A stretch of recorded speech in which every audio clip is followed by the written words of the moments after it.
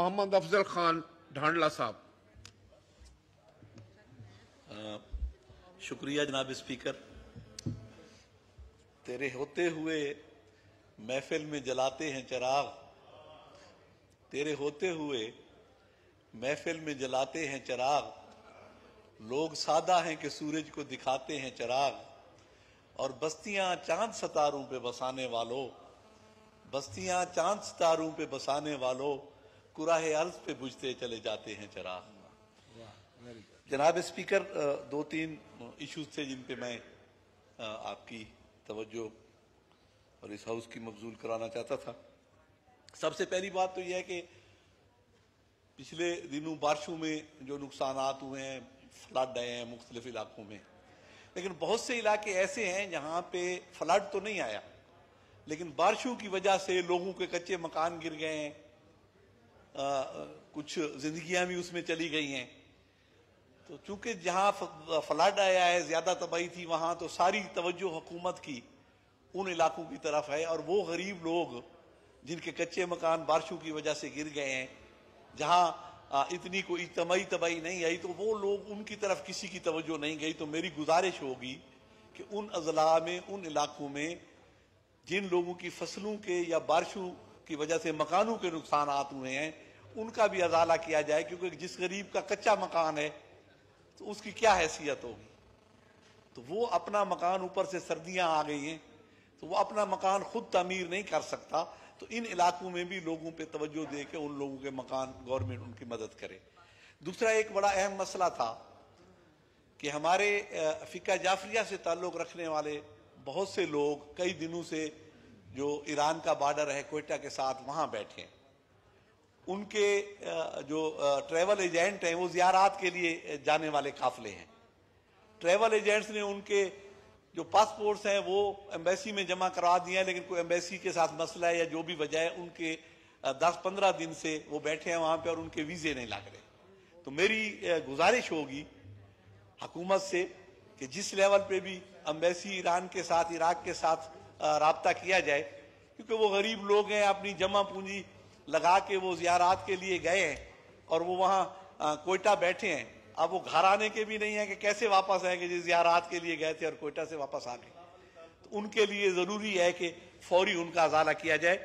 और एक और बहुत ही अहम मसला जो कि मैं काफी दफा इस अगस्त हाउस में उठा चुका हूं, वो है थल के चने के काश्तकार जो है उसका मसला है जी, कि थल में बारिशें न होने की वजह से पिछले 5-6 साल से चने की फसल नहीं हुई।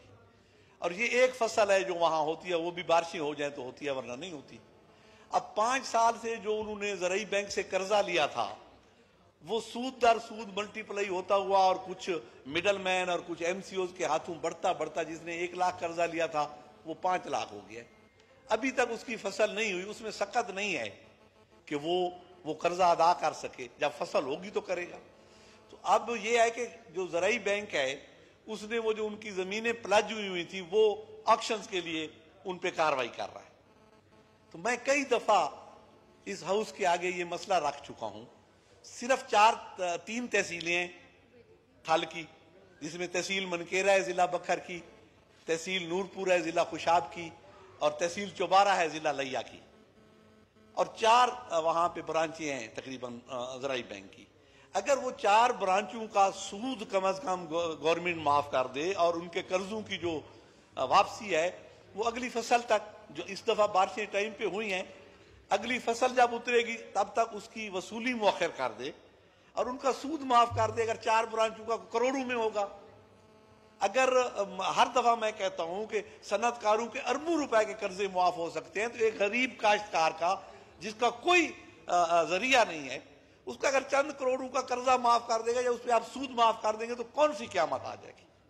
5 साल से मैं इस मसले को लेके इस हाउस के सामने खड़ा हूं। कभी कोई कमेटी बन जाती है, कभी किसी तरफ दरखास्त भेज दी जाती है, लेकिन कोई उस पर अमल नहीं हुआ आज तक। वो गरीब किसान आस लगा के बैठे हुए हैं कि शायद उनका सूद ही माफ हो जाए। चलो आप सूद माफ कर दें, कर्जा उनका माफ नहीं करते अगर, तो सूद माफ कर दें, और जब उनकी फसल हो उस वक्त उनसे आप प्रिंसिपल अमाउंट ले लें।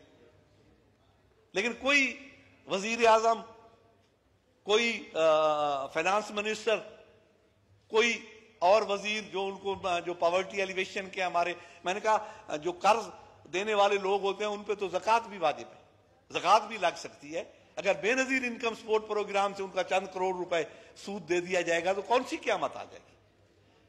तो मैं आपके तवज्जो से गुजारिश करूंगा कि इन लोगों को जो ना मर सकते हैं ना जी सकते हैं, उनको खुदा के लिए उनका कोई सूद माफ करवा दें, या कम से कम उनकी जमीनों की ऑक्शन फौरन रुकवा दें, और उनका जो कर्जा है उसको थोड़ा मौखर कर दें जून तक। अल्लाह करेगा उनकी फसल इस दफा हो जाएगी अल्लाह के फजल से। अभी बारिशें हुई हैं, अभी फसल काश्त हो रही है चने की, तो इसमें कोई ऐसी बड़ी बात नहीं है। मैं आपका शुक्रगुजार हूंगा कि इस पे आप हमारी हेल्प, बहुत बहुत शुक्रिया। बहुत मेहरबानी।